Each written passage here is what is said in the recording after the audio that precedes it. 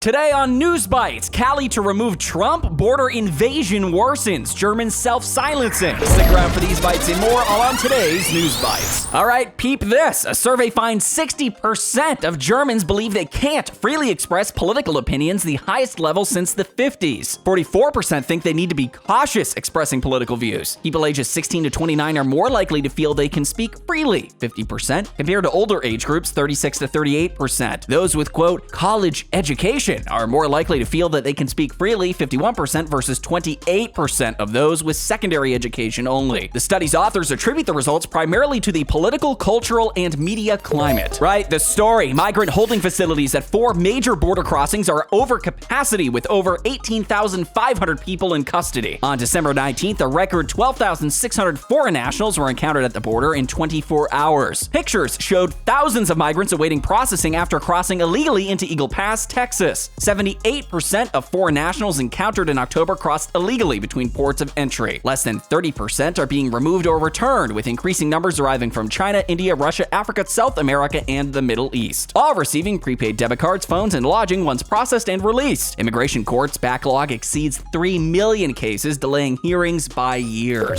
Right, here's an update. Poland's new leftist government dismissed executives from state media outlets today in an effort to, quote, restore impartiality. This comes after Parliament adopted a resolution calling for actions to ensure citizens' access to reliable information in public media services. The state-run 24-hour conservative news channel TVP Info was taken off air. Poland recently elected a new pro-EU government led by PM Donald Tusk, replacing the nationalist ruling party PIS. PIS politicians protested the dismissals, appearing at state media offices and calling them illegal. Police were called to maintain order as PIS politicians occupied state media buildings. The new culture minister defended the moves and said protests would not change them. All right, check it out. Biden today said there's, quote, no question Trump supported an insurrection. This comes after Colorado Supreme Court virtue signaled that they want Trump removed from the ballot. Trump an insurrectionist, sir? Well, I think it's certainly self-evident. We saw it all. Now, whether the 14th Amendment applies, we'll let the court make that decision.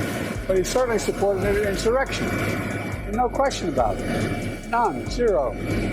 And, he seems to be doubling down on about everything. Anyway. Right, here's another update for you. California's Lieutenant Governor Eleni Konalakis called on the Secretary of State to explore legal options to remove Trump from the 24 primary ballot by December 28th. Konalakis cited the recent Colorado Supreme Court ruling that Trump is, quote, ineligible due to his role in the January 6th Capitol attack. The Colorado court ruled 4-3 that Trump can't be on the ballot, though he hasn't been charged with insurrection. Trump has appealed but will remain on the ballot until the U.S. Supreme Court weighs in. The Colorado GOP said if banned, they'll convert to a pure caucus system similar to Iowa, where representatives from the state's GOP will select their nominee. Konalakis stated, quote, California must stand on the right side of history and protect the pillars of our democracy, end quote. All of today's bites are on our website at Disclose.tv. Subscribe and comment below.